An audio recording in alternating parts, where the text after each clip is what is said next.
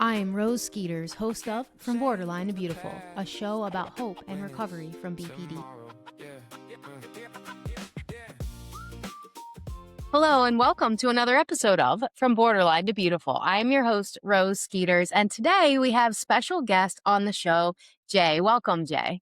Thank you very much. It's good to be here. Yeah, it's so good to have you. So today we're going to be talking about something that people ask me about often, which is fear. We have to turn from the desires that we once thought would bring us pleasure and recognizing that those things are not actually going to foster good relationships, and then turning our mind willingly towards behaviors that are going to foster new relationships. And that's a very scary thing. And so being brave and overcoming fear is something that people want to know how can I do that? And Jay and I were talking, and he had listened to something that resonated with him, and he has a way of describing how to overcome fear that I thought would be really valuable for you all today. So Jay, will you share with the audience what it is that you were considering or contemplating about fear? Sure. So I kind of geek out on YouTube motivational speaking when I'm training, when I'm working out,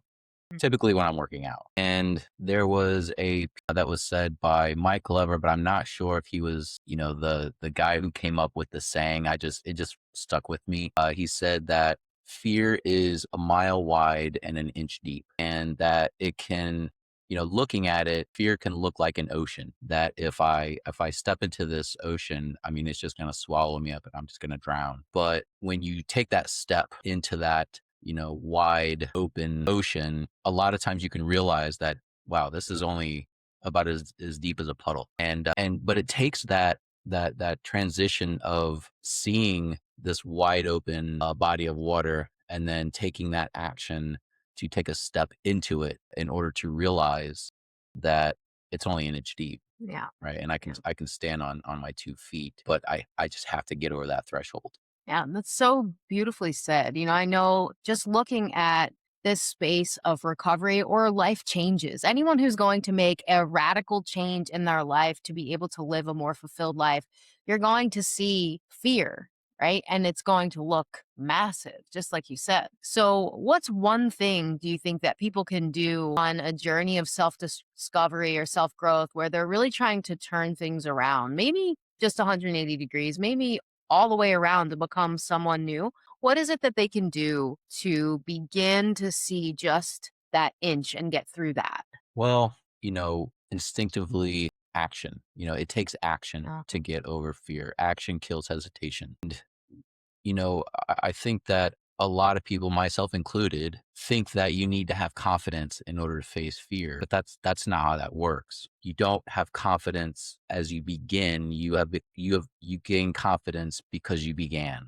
And it takes that crossing of that threshold to actually realize that the water is only an inch deep. And then as you stand on 2 feet and you kind of look around like I'm in this ocean and the water's only an inch deep, it's like, okay, like I can do this now, yeah. and there's so many examples that it could be given about that. It could be anybody who's, a lot of people are afraid of going to the dentist to get their teeth cleaned. Like Mhm. that's a valid fear because it's strange and sometimes it's a little painful and it's very inconvenient. It sort of points out, how we should be taking better care of our teeth. So there's a lot of different fear values going on at the same time. But, it's like once you get over to the other side of that appointment and that cleaning, how do you feel? It's like you walk out of there and you're just like, oh yeah, I did that. like, yeah, Yeah. I did that, Yeah. you Hmm. know? And it's like, it's this sense of confidence that you walk out, knowing that like, yeah, that I did that Yeah. happened. Yeah. And of course that's, just one example, but there's something to be said about understanding that there is another side to this fear. And once you get over that threshold and you get to the other side of it, there's usually a very big sigh of relief, a really big feeling of exhilaration, Yeah. excitement. And those things are to be held onto instead of the feeling of crossing that threshold and focusing only on the fear of crossing the threshold. Yeah. I think a lot of people get hung up on that because they feel like, well, it's uncomfortable to cross the Mm. threshold. So therefore, every time I get to that threshold, and it could be anything, not just it's as simple as a doctor or a dentist visit, or it could be a conversation. I have a fear of going into this conversation with this person, because there are things that could possibly happen to me.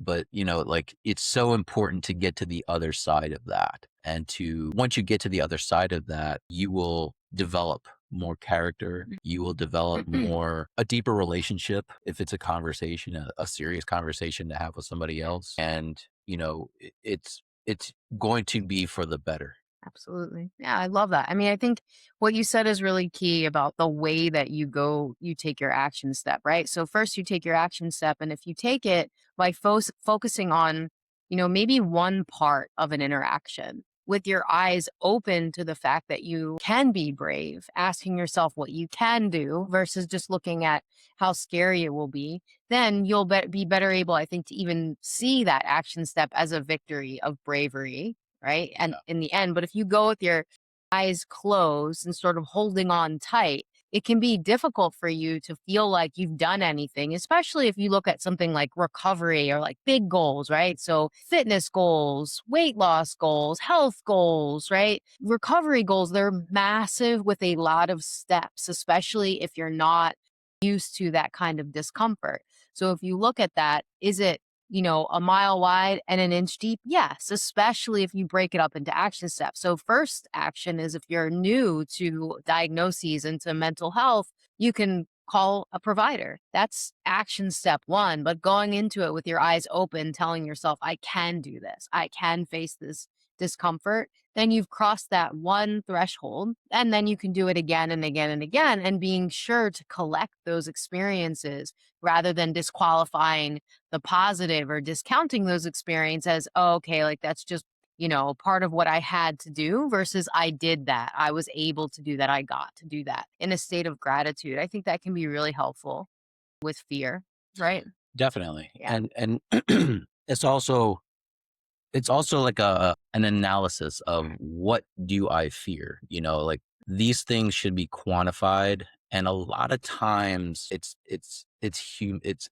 being vulnerable. Mm. Being vulnerable is it can be a very scary thing for a lot of people out there. And the answer to vulnerability is humility, understanding that, you're not perfect.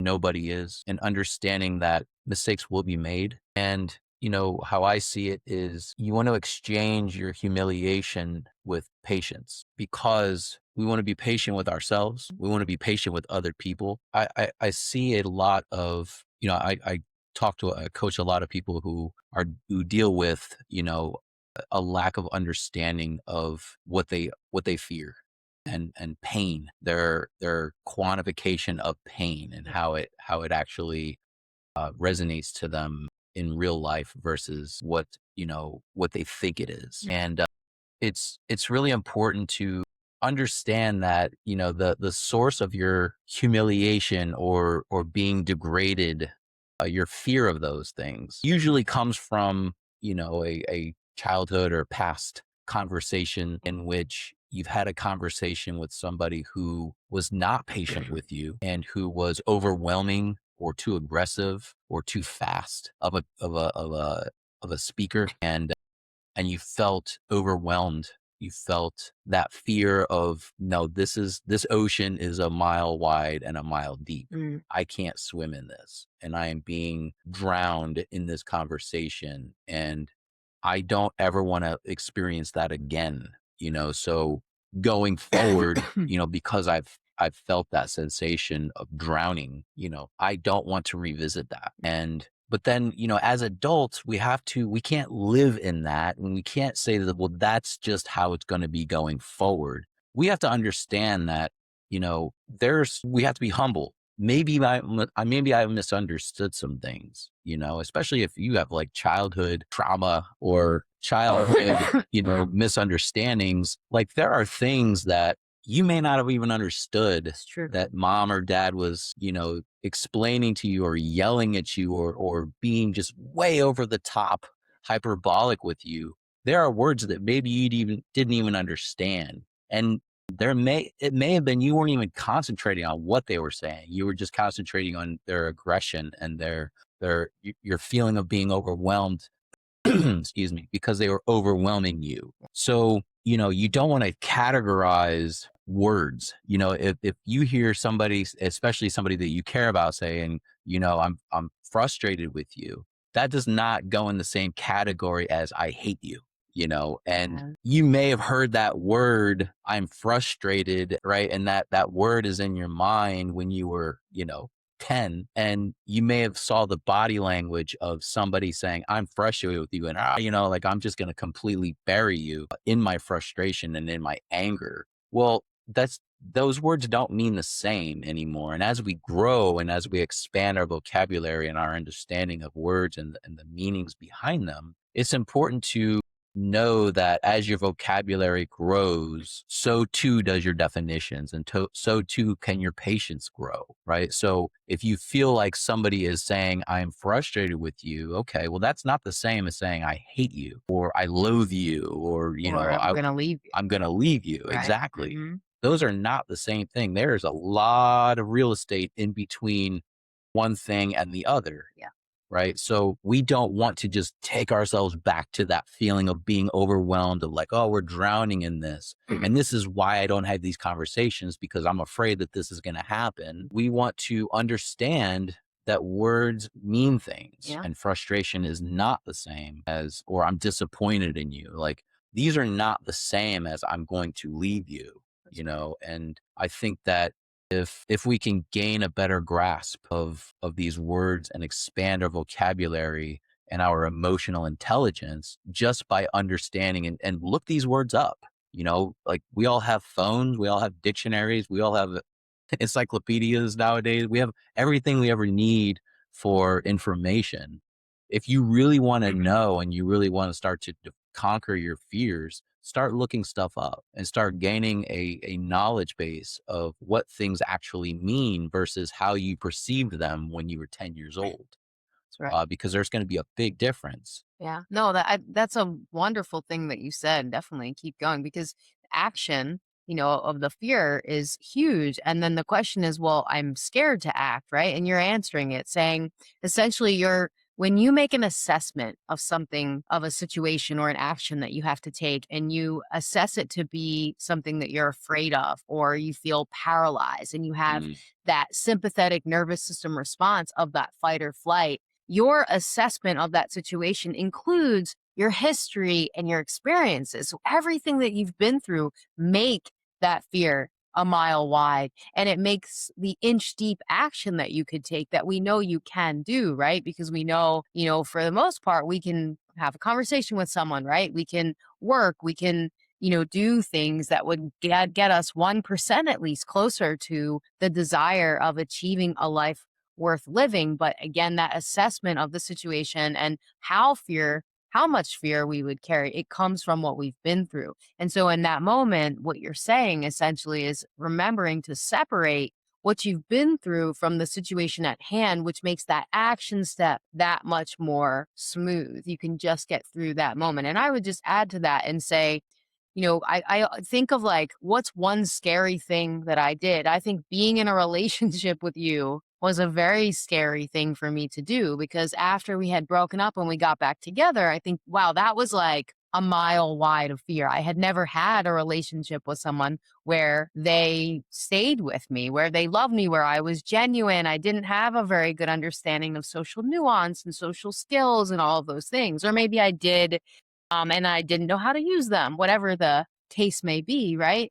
And I think the fear was I was assessing the situation as I'll never be able to be married. I'll never be able to have a stable relationship. I'll never all of these absolutes because I had experienced in my life absolutes in that way. I had experienced some negative relationships, to say the least. A lot of things that made me think that who I really am or who I really wasn't enough to be, right? It's that vulnerable version of myself. And so I was trying to prevent humiliation, carrying my shame along with me, assessing that situation to be huge. So one thing that I did was try to separate you from everyone else I had dated, which was hard. And you helped me do that a lot. And trying to separate, criticism or what I perceive to be criticism from my character being inherently bad, or from, whatever preconceived notion I had of that comment that you had made.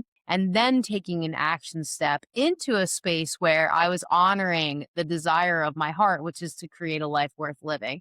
So that is really, it's much more complicated than, "Oh, your fear is a mile wide and an inch deep, take a step." It's much more complicated than that. However, it's really simple, Right. right? Right. It is really simple. I mean, if you look at fear, under the most intense amount of fear, what do people typically do? They fight, they flight, Or or they freeze. freeze. Yeah. Right. So you can fight, right? But have an understanding what it is that you're actually fighting for, because fear usually manifests itself in aggression, in fighting. Yeah. Most Episodes. people have, yeah, tantrums. Most people who if they show aggression, it's because deep down inside they have a fear. And so they're going to fight, or they're going to take off running. I'm not having this conversation. This Yeah. is too much for me. I'm out, right? Mhm. They can always leave, Yeah. or they can freeze. The thing about freezing is that it's important that you have somebody with you that can recognize that they're freezing and have patience Mm. and be like, okay, you're afraid of this thing. Let me do it with you. Yeah. There's back in Philly, I was doing a training and I needed to take down this like chain thing off the top of this warehouse. And I mean, this warehouse is probably 40 feet, to the ceiling. And there was all this scaffolding. And so basically you're just climbing the scaffolding to go up and take this chain down. And so I'm just like, I don't know, man, like that's pretty far up there. I have no harness. I have no way of like, no safety measures. And so the guy I was with, that I was training with, he was like, are you hesitating? Are you scared? I was like, a little bit. He was Yeah. like, all right, come on, let's go. Mhm. And so he started climbing, we started climbing together. And then once you get up there, I'm just like, okay, this is kind of cool. And I mean, of course, I have plenty of grip strength. There are actually safety measures in place. I just wasn't seeing them because all I was seeing was that height Mm. of the ceiling. Yeah. And so we got up there and, we took the chain down and we just kind of hung out up there. And over time, I gained confidence of being up there. It wasn't scary anymore because I had already taken action, and my confidence was because I took the action and I got to the other side of that fear. And so, I'll always remember that. That's definitely a good memory of mine. And there's a lot more examples to that, but Yeah. that's just an example that sort of sticks out to me is, he saw that I was like hesitating. So he was like, all right, let me unfreeze you and let's do this together. So if you see, your partner or somebody that you care about and you see them freezing on a thing because they're afraid, that's an opportunity to be very patient with them Mhm. and to see them as being vulnerable, because fear is a vulnerability. And it can lead into three different directions, fight, flight, or freeze. And so that vulnerability piece that can be very, very scary for a lot of people. Yeah. And so be that partner, of the person that you see being scared, or understand that when you are in fear, quantify it. Like, what am I afraid of here? That's hard to do in the moment. So you have to sort of train that and talk about that. What are my fears? And I do talk to people about that, and we sort of quantify those things and we write them out so that you can have a better understanding of what they are and how relevant are they, and being able to acknowledge, is it a 10, is it a 5, is it a 2, because not all fear is a 10. Not all pain and discomfort is a 10. And if we don't address and we don't take action, we're not going to get any stronger. We're not going to grow. And, it's like if you get injured and you return to working out after you recovered and you're afraid to do the exercise that injured you in the first place, and you walk up to the bar and you're like, yeah, I'm not going to do this because I'm afraid it's going to injure my back again, in which case it already has, right? Because if we're not training and getting stronger, we're getting weaker. There is no staying at the one level of strength. If we're not growing in strength, we're decreasing in strength. That's just the way it goes. So every time you approach that threshold and you're like, yeah, I just can't do it, Yeah. you already have began the process of getting weaker and more vulnerable. Yeah. In which case, if you are fearful of vulnerability, more angry, right? More risk of flight, more risk of freeze. Of aggression. Yeah.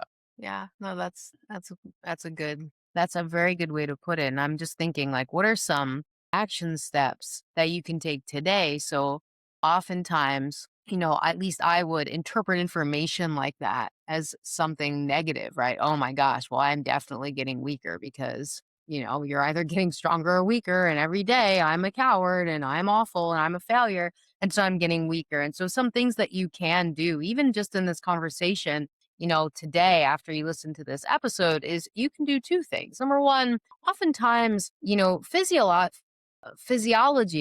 plays such a large role in fear. Because if we are in a fight, flight, freeze state, then our sympathetic nervous system has taken over and our brain is interpreting whatever event that we're afraid of as a threat, right? And so what we can do is begin to learn how to breathe diaphragmatically. You can do that. If you don't know how to breathe from your diaphragm, to be able to take a big belly breath like this, and then another breath at the top, and then breathing out, filling your belly with air, you really want to try to practice that. We can put up some videos. It's a skill. I used to breathe like this, right? From here.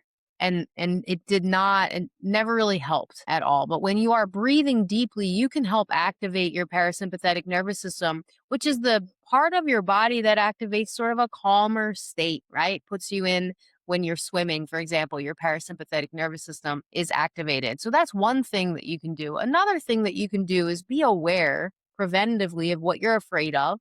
Then also be aware of what is your desire? What is your goal? Right. So if I desire to be in a relationship with Jay, for example, or to better my relationship with you, well, then I need to make sure that my zeal, my fight goes in line with what I'm desiring, that I'm fighting for my relationship with you. And so that whatever action steps I take are going to align with that. That could mean going to a coach or a therapist, going to a group. It could mean reading a book about relationships, so many things it could mean. But as soon as my desire or my goal becomes comfort and reinforcement of the experiences that I've had that are familiar, like maybe being a victim or being someone who embraces shame as my identity. As soon as my desires switch, well, then my zeal or my fight then aligns with those desires. So that's one thing that you can do. What am I fighting for? Am I fighting for my relationships? Am I fighting for my recovery? Am I fighting for my health? Does my fight align with that? Or am I fighting for my comfort? And that's kind of a fuzzy thing because we don't think of it that way. I never thought that I was fighting for comfort when I was engaging in relationship ending behaviors that I thought were going to protect me from being abandoned. But that was comfort because comfort can be defined in many different ways. It's not just, the comfort of having someone in a relationship with me and living a long life. It's also the comfort of knowing that I don't have to have anyone close to me and that I don't have to be vulnerable. Because if I'm not vulnerable, then even though I'm alone, maybe I'm comfortable. That's what I know. That's what I'm used to. And that is not nearly as scary as building a relationship with someone where I have to regulate my emotions. So I have to do the work of knowing what I feel, of taking care of my body, of understanding my vulnerability factors. I have to do the work of not always being my mind distracted somewhere else. I have to be in the moment. I have to learn how to communicate effectively and directly and not passively or passive aggressively. I have to be able to do all of these things with discipline. I can't just do them hard and then for 3 days and then not do them again. Right? I have to get back up and keep moving, and that's a lot. Even as I'm saying it, it's a lot. And why wouldn't you do that? Right? You would only not begin to take those action steps if you're not quite sure whether or not you want to shift those desires of your heart from wanting to be in that place of victim comfort, pain, shame, humiliation, and avoidance of those things, or versus wanting, that desire of recovery, of a better life, of building a life worth living. And that doesn't mean that you'll wake up and everything will be better, but you can take those inch deep action steps when your desire aligns with a life worth living, because that is what you'll be fighting for. And that alone could be your third action step, which is just recognizing, where are you? Are you fighting for comfort and the life that you've had your whole life? Or are you fighting for that new life? And I think that's what you're talking about. Weaker or stronger. There's so much power in the baby steps. Just even bringing that into your self awareness can be game changing for you, because then you can make a choice as to what you want instead of putting the decisions for what your life should look like in the hands of the other people around you, in the hands of your therapist or your partner. You should have the power to decide what it is that you want for yourself. And you can do that if you start reshaping the way that you see your fear. Absolutely. And, there's also a certain sense of trying to restrain yourself from using your fear to control other people, Ooh, to control your partner. ooh, that's a good one. If I say how I feel, they may belittle me. They may degrade me. They may leave me, right? They may not know what to say. And that hesitation that's like a knife through the heart. Yeah. Yeah. But understand that it's not your job to try to control the fear of other people. It's your job to do that for yourself, right? Just like you were saying, doing that for yourself, you'll start to understand and have a better base of reality of, is what I'm doing honorable or dishonorable, Yeah. right? If I'm trying to if I know that I'm doing something dishonorable and I don't want them to know that I'm doing something dishonorable, that's pretty controlling. That's manipulating. And so we want to stay away from things like that. We want to, because it holds us to a higher standard, Right. That's right. For right? ourselves. Yeah.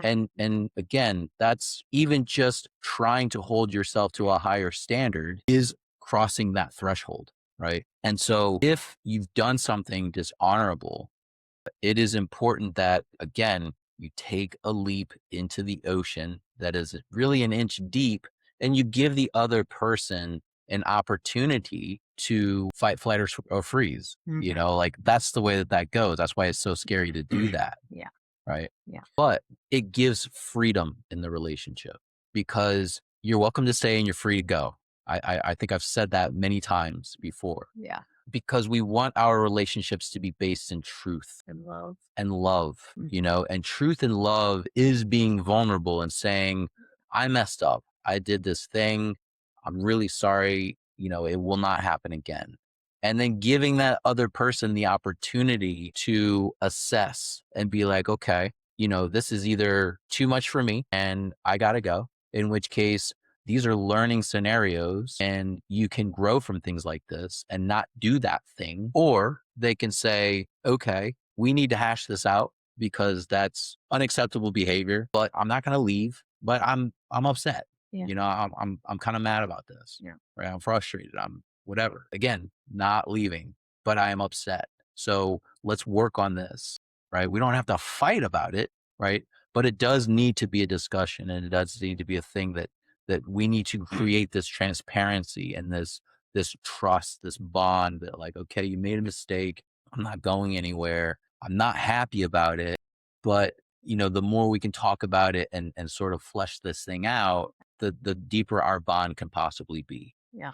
Because if you simply use your fear to avoid being exposed, then the person on the receiving end of that, meaning like if you've done something wrong and you refuse to admit it, and then you become aggressive because you're afraid of getting found out, which is essentially what you're saying, Yeah. right? If you do that, I mean, that's why I got this sort of contemplative look because recently someone that I really love has done this to me, right? And so it's an interesting experience hearing you talk about it real time live in this moment because that was my experience was on the receiving end of that was like, man, if this individual would just say, I'm sorry, I did that. Well, that gives me an opportunity to be like, that's okay. Like I can forgive you. Let's move on and I can connect deeper. But the continuing to cover up this thing and then deflecting and then being aggressive, not even at me, but at other people involved in this, what that does is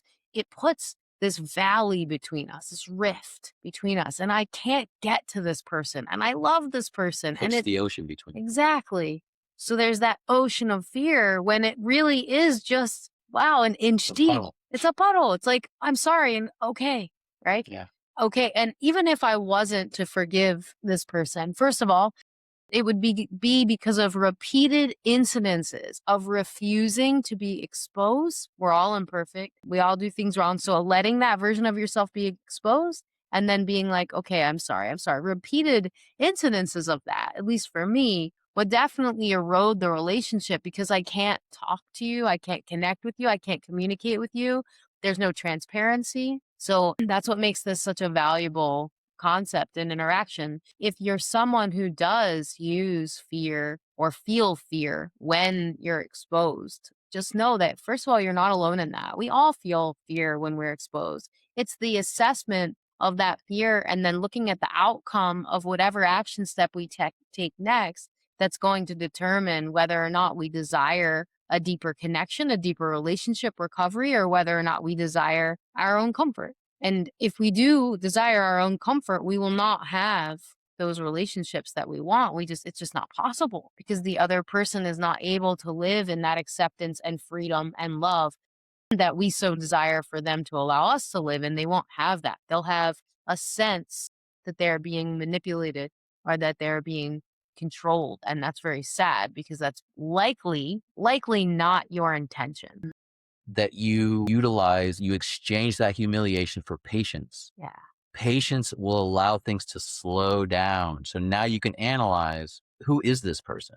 Does this person have a history of doing and saying things that are just like hyperbolic or hurtful?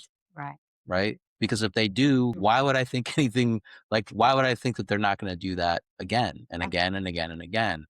Is this person so led by fear that Mm. they will not cross the threshold into, the vast ocean looking scenario of fear and realize that it's just a puddle? Yeah. Are they typically too afraid to cross that threshold? If the answer is yes, then again, why am I bugging out about this? Yeah. If the answer is no, then that needs to be a conversation that needs to be had, Yeah. right? Clarity. We need to clarify this thing now. That's right. You don't typically behave this way. What's going on? Mhm. Where's the misunderstanding here? Because I'm missing something. So and then having that humiliation exchanged for patience, being like, okay, who am I? Like having that humility. Who am I? Like that people can't say bad things about me, right? Does it make them true? No, right? Or maybe sometimes they are, right? Sometimes I am like that.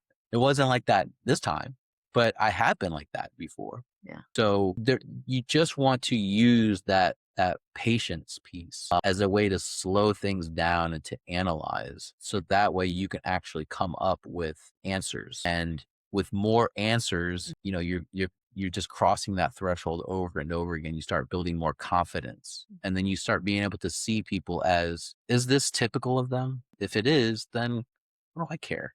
This is just how they are. This is how they run life, and it becomes less painful, Yeah.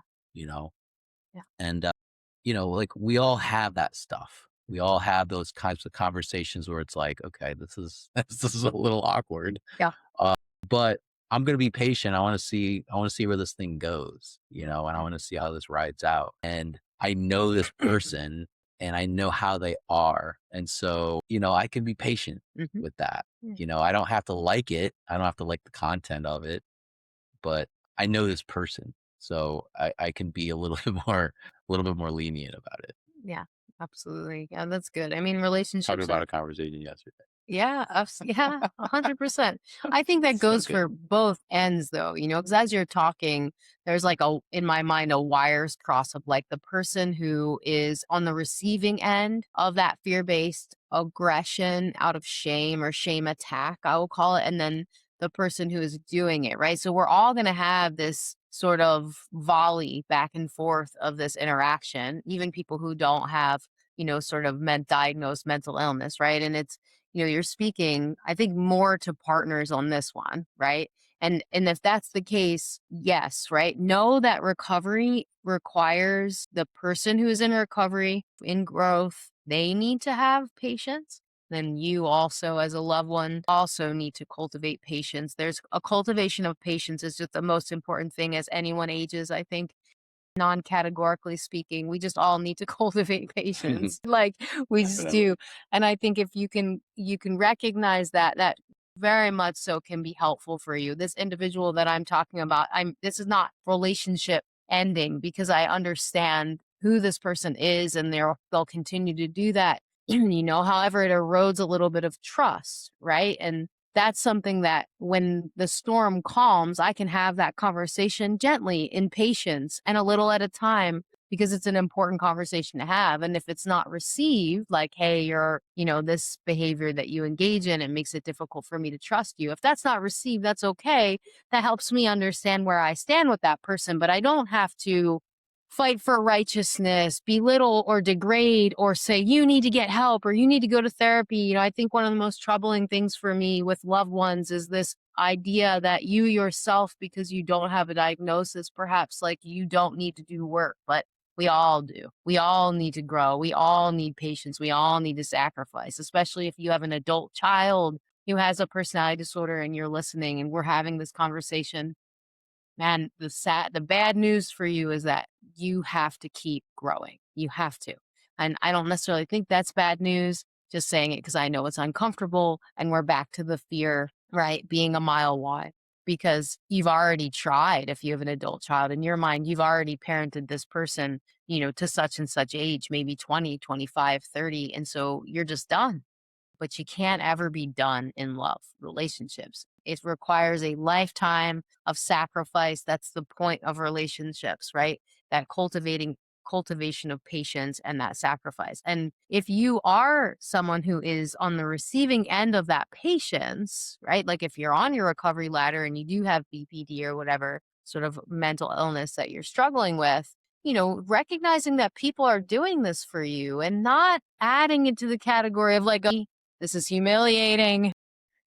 They're talking about my loved one having to cultivate patience for me. This is humiliating, right? You see how your brain can easily go to the desire of my heart is not a life worth living. It's comfort. It's what I've always known, which is shame and it's humiliation.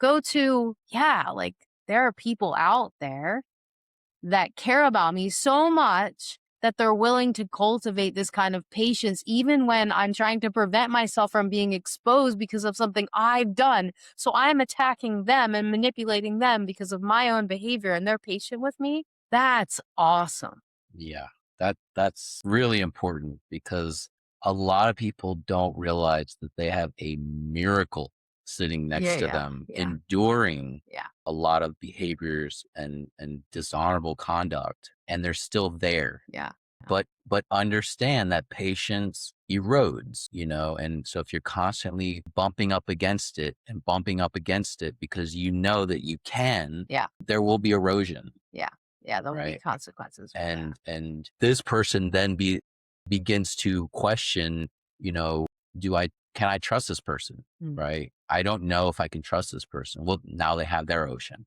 yeah, right? And if they're brave, they'll sign right back up. right. They'll step right back in, Yeah, even though they don't know. That is fears. You fear the unknown. Mhm. So that becomes their ocean, Yeah. and if they're brave, they'll step right back into it again, only for, things to go sideways again and again and again and again. So it's a dance, Yeah. and it's something that on both ends, we don't want to live in fear, and we also don't want to erode the patience, which is the tool for maintaining humility and being able to have better and deeper understanding. We don't want to erode that tool, Yeah. because then we're going to end up losing that miracle sitting next to you and exchanging it for something that's not going to be as patient, Yeah. Absolutely. and could potentially be even dangerous. Yeah. Yeah. No, absolutely. And if you don't know whether or not you have a miracle sitting next to you, that's why we have these conversations, we have these podcasts. You can reach out for help, you can reach out for support, because if that's a question in your mind, that's a valid one. It could be, I know for a very long time I didn't know what was good for me and what wasn't good for me and what was up and what was down, because I spent so much time following the desire of my heart to be comfortable, to be a victim, to live in my shame and my humiliation. That's a very confusing place, and I would fight for that. Right. So I would fight for my shame identity to take center stage and be what I was acting out, the character I was acting out in my life. And in doing that, everything gets confused. I'm not actually in truth. I'm not looking for anything that's honest. I'm not looking for exposure or growth or connection. I'm really looking for self preservation, ego preservation. And so I would get confused and wasn't able to discern what was good for me. And so if you feel that, if you're confused by that, you definitely can seek out support and some help to really get to the place where you can see that. And if you want to do it yourself, you really need to have a firm handle on definitions of what that looks like, and really looking at what's some small action step, that I can take. And if you do have someone sitting next to you and you know definitively this person is a miracle, awesome. Remember, shame based behavior creates more shame, and more shame based behavior. So if you feel, man, I'm humiliated, this is awful, this person loves me, they're a miracle, I can't believe what I've done to them, I have to live in the memory of the pain of my shame. Well, then you're going to do more shame things and more shame things and more shame. And you're not going to be able to embrace that person. So maybe look, though, the action step that you take today is telling that person, hey, thank you. I love you. Thanks for sticking it out. Because they want to. They want to. They're not being coerced there. They can leave whenever they want to. I mean, again, we're talking generally. And so we really don't want to we're talking generally speaking, right? Okay. And so just something to consider. You can do that. So I think that's really our message for today, because we can go on and on and on, right? Right This on. is a very huge topic, I think, but that's our action step, is to try to break it down, and, really encouraging you today to look at what is the desire of your heart and which fight are you fighting? Are you fighting the desire of your heart that you're trying to cultivate, which is recovery and a better life and a life worth living, as Marsha Linehan says, or are you trying to cultivate that desire of comfort in the space where you're familiar with the history of all of your experiences? Because that will make that fear look much more wide, and much more difficult, to be able to face. And if you need help or support with discernment, with looking at your fears or any of those things, Jay and I are available for coaching as always. I do have a group that's beginning on September 31st on Wednesday evenings. And if you're interested in that, you can reach out. You can send a text at 844-984-7483, or you can email us at rose@thriveonlinecounseling.com, or pop on over to the website to book a session. We really appreciated having you on the show today, Jay. Thank Thank you you. for coming on. And I look forward to seeing you guys all next week for another episode of From Borderline to Beautiful. Remember, you are loved, you are worthy, and you are created with a purpose. Are you feeling scared, lost, trapped, or alone? Depression, anxiety, developmental trauma, relationship conflicts, these can all press pause on our life goals. We here at Thrive would be honored to support and serve you in your time of need. To schedule your first session, give us a call at 844-9THRIVE. That's 844-984-7483. You can also send us a text. Or visit us on the web at www.thriveonlinecounseling.com. That's thriveonlinecounseling.com. We offer mindset coaching to individuals both nationally and internationally, and we would love to hear from you today. Yeah. I can't change the past when it's tomorrow. Yeah.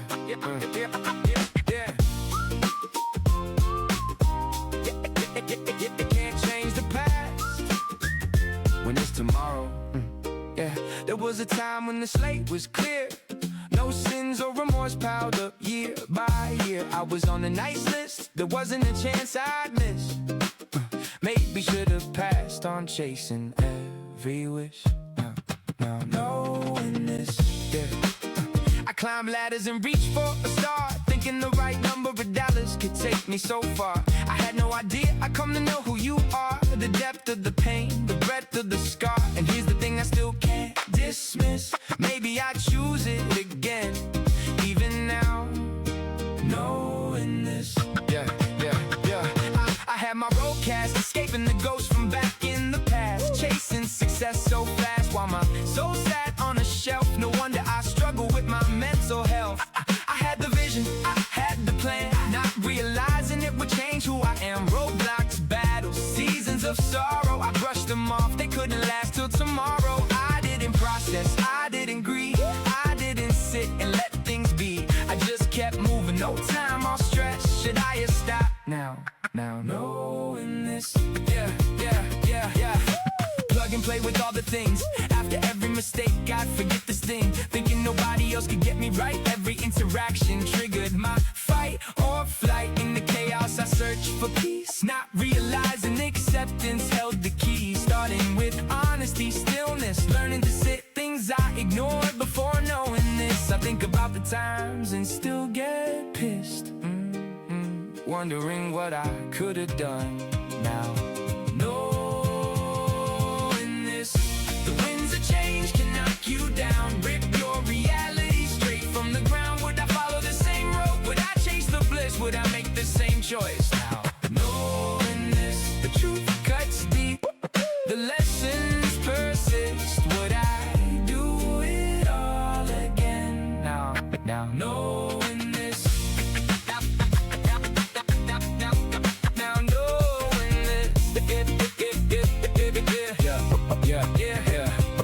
It's who you are when nobody's watching. The thoughts inside, I never forgot them. I wobble, yeah, sit and pout. But if you had them, would you speak them out? Or let them fester with all your doubt? What would you do now? Knowing this, living for the day I can use my 401k. That is not the way, I don't wanna work this hard anymore. Waiting to find peace, then die when I'm 74. Living in the now should be the life, not just surviving in the wash filled with strife. Went to the physician, yeah, and he said I was ill. Then he gave me a dose of mind-numbing pills. He said, listen son, it's all the feelings that kill. Would I listen to that now? Knowing this, searching and searching for it. Whatever it is, every road I take, I never quite live in it. Not in the bottle, not in her pants, not in the temple or doing the tribal dance. Horoscopes, ganja, a tarot reading, none of them revealed the meaning. Dopamine makes me a love machine. I've got no executive function and that makes me mean. Addicted to the caffeine from the coffee bean. You might be concerned, but yo, I'm trying to function. So unpack all that, take it back to your luncheon. Yeah, your buzzwords and assumptions. Yeah, you get over it and it's nothings. Maybe wisdom's just collecting scars, learning who you are beneath the stars. Maybe peace was never something to chase. Maybe it was waiting in the empty space. Still I wonder when I reminisce.